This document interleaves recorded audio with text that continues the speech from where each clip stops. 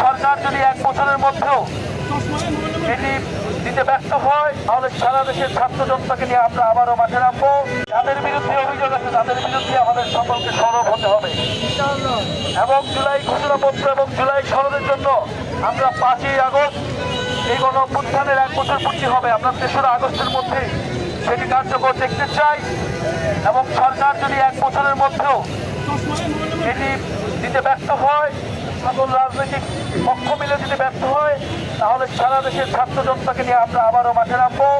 3রা August আমরা শহীদ মিনারে ঢাকায় থাকবো।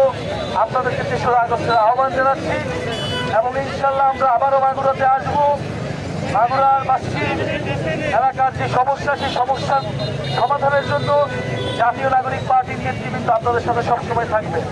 আমরা আজকে বিদায় নিচ্ছি, কিন্তু মাগুরাবাসীকে আমরা আন্তরিক ধন্যবাদ জানাচ্ছি যারা আজকের এই পদযাত্রায় অংশগ্রহণ করেছেন এবং বিচার সংস্কার এবং নতুন সংবিধানের দাবিতে যারা সরব হয়েছেন তাদেরকে ধন্যবাদ জানাচ্ছি।